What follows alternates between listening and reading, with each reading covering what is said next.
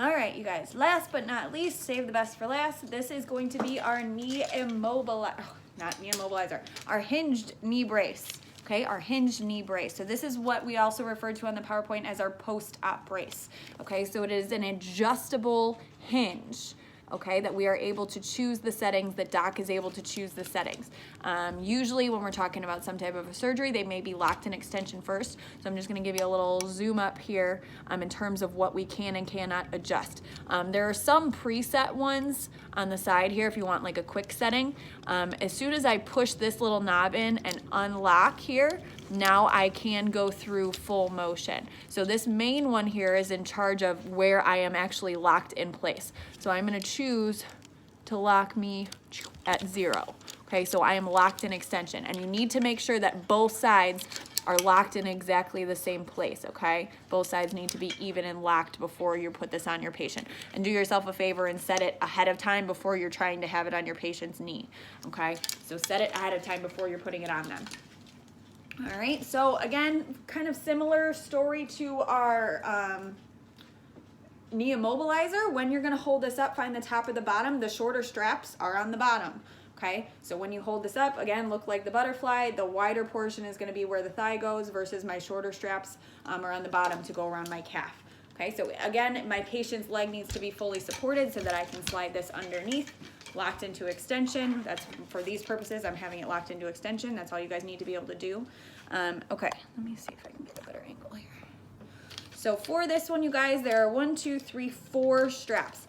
Very similar story to our knee immobilizer. I work my way distal to proximal, and then I come back to my distal one and tighten it up, because that's gonna be my key to making sure it doesn't slide and move, is that the bottom one is tight, okay? If I want to have a thin layer, like my yoga pants are totally fine coming up underneath this, patient does not have to have anything underneath these. These are pretty soft and padded.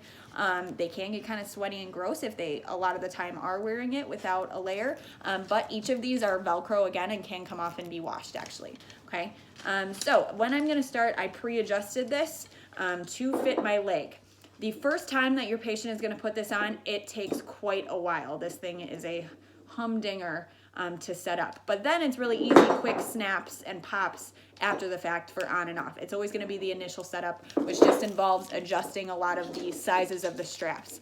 So for this one then, I am just going to click my most distal first. I need to make sure, just like my knee immobilizer, you guys, that these struts are lined up along the lateral aspects of my leg, medial and lateral aspect. So this should be cutting my leg in half just like a frontal plane, right? I don't want it too far anterior, and I don't want them swooping along too far posterior, okay? As I am buckling up my next one here, buckling up my next one here, okay? I can always go back in and tighten these up, you guys. If I feel like they're gonna move, loosen up. This one is too big for me, so my knee is not fully against these pads, and I'll show you what I mean, okay? So this is turning on me a little bit because my leg is a little small and I can't tighten it.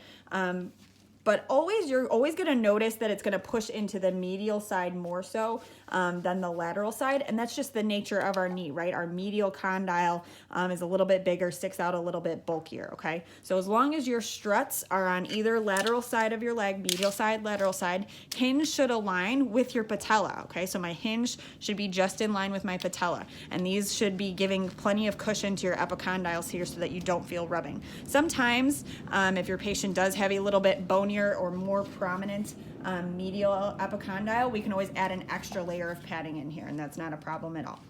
So just make sure that they are properly aligned here. Struts are along medial and lateral sides, and hinge is aligned with your patella or lateral and medial epicondyles, whichever you prefer, whichever helps make it easier for you, okay? So I am locked at 0. This does not let me go anywhere. Test, let me go back to my bottom and make sure I tighten up all the way, because that's gonna be determining whether I slide or not.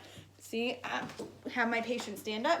They'll move around a little bit, make sure it doesn't slide down at all. These do have a tendency to slide, you guys. You need to make sure that your patient is aware of how to adjust it themselves, because it can't be sliding down. It's not giving proper protection if it slides down and is no longer aligned, okay? So as soon as I go to sit down again, now all I need to do, unpop, unsnap, okay? Make sure your patient's leg is supported before you're taking on and off.